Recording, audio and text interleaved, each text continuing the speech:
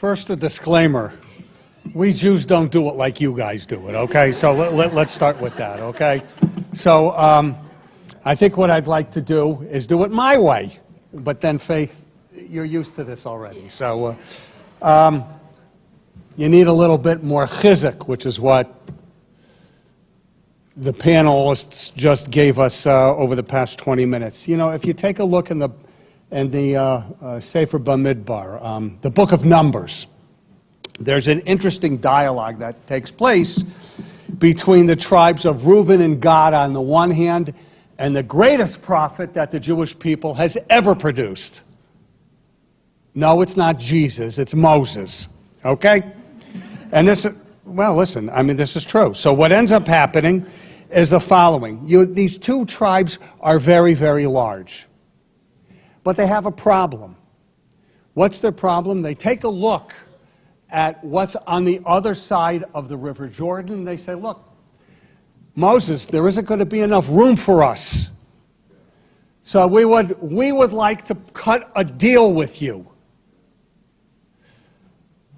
Let us stay on this side, on the east side of the Jordan, and we'll take care of our flocks and whatever.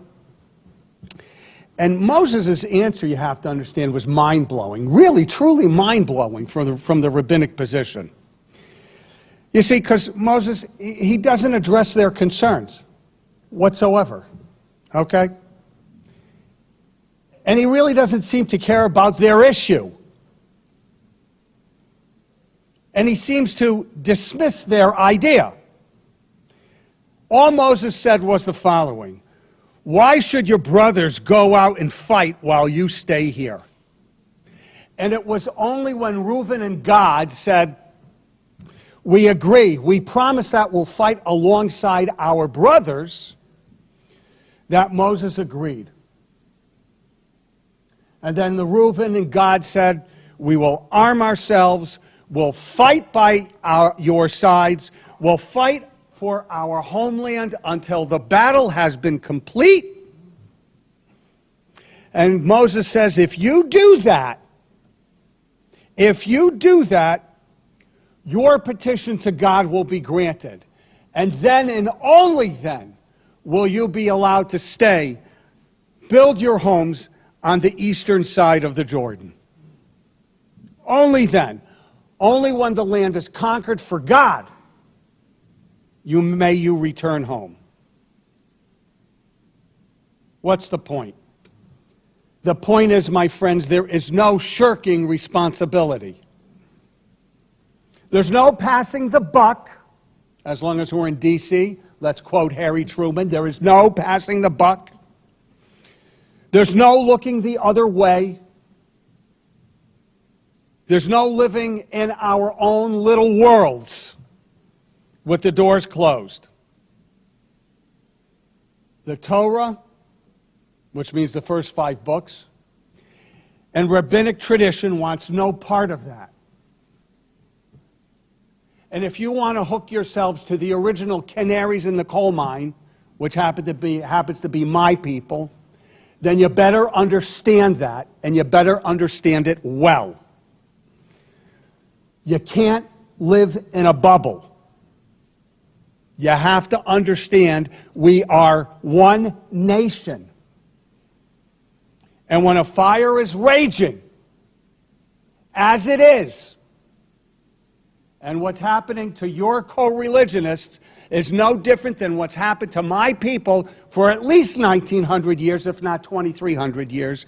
When the fire is raging, you have to jump in and you have to do whatever you need to do to save your brothers and sisters. That's what it means to be an activist. That's what it means to fight alongside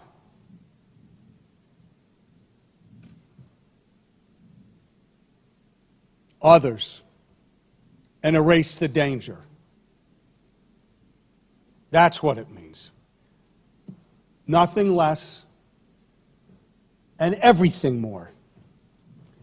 And as I come from New England, I live in Boston, and as I am the son of New England, I grew up in Connecticut,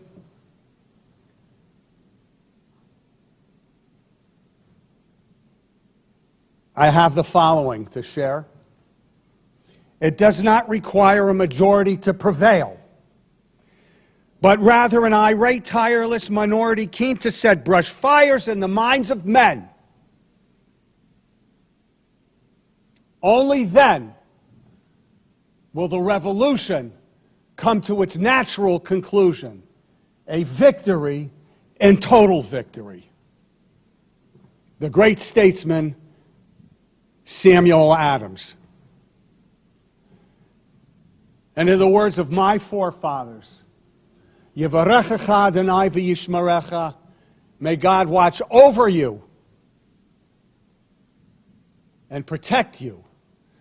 Yisa Adonai panav elecha v'yichuneka, may God lift up his face to shine upon you and be gracious to you.